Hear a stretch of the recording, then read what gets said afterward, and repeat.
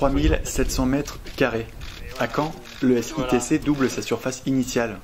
Avec un budget de 9,6 millions d'euros, ce projet d'extension devait répondre à un double objectif, augmenter la capacité d'accueil et construire un pôle recherche compétitif.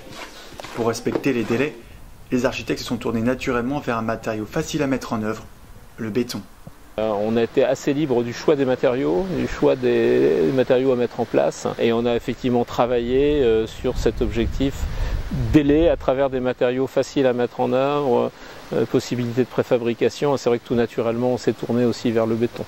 Après, sur les autres parties de bâtiment, puisque obligation RT 2012, mais surtout obligation démarche BBC, parce que le bâtiment est inscrit dans une démarche BBC, on est parti sur une peau et une isolation par l'extérieur. Où là, le béton, au lieu d'être apparent à l'extérieur, on l'a voulu apparent à l'intérieur.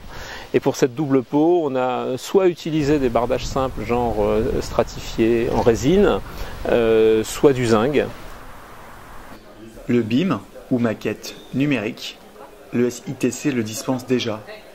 Mais elle intègre désormais 2 nouvelles salles de modélisation où les élèves s'exerceront sur des projets collaboratifs. On a une salle de 49 postes qui sont équipés de tous les logiciels pour la création de modèles et de maquettes, mais aussi pour l'exploitation de ces maquettes-là, pour faire des études de structure, des études de prix.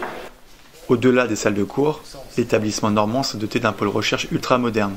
Parmi les équipements phares, une chambre climatique unique en France. Et ici, on a entrepris une petite expérience qui est une chambre climatique et qui est faite avec du béton chambré. Donc voilà, là c'est du béton avec du chanvre.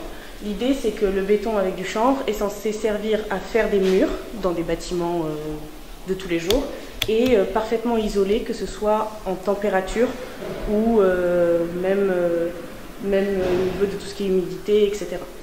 Mais le SITC ne se contente pas de tester, elle s'intéresse également au recyclage et à la valorisation de déchets naturels en matériaux de construction. Son laboratoire a d'ailleurs mis au point un pavé drainant à base de coquillages. Voyez plutôt. Donc c'est un éco-pavé qui a des propriétés drainantes. Donc c'est un matériau poreux et qui incorpore des coquilles concassées à son intérieur. Ici, on a installé les pavés sur ce parking qui est utilisé par le personnel de l'école tous les jours, et on va suivre le fonctionnement des pavés avec des équipements scientifiques. Donc là, pour simuler l'utilisation des pavés par temps de pluie, on va ouvrir la vanne,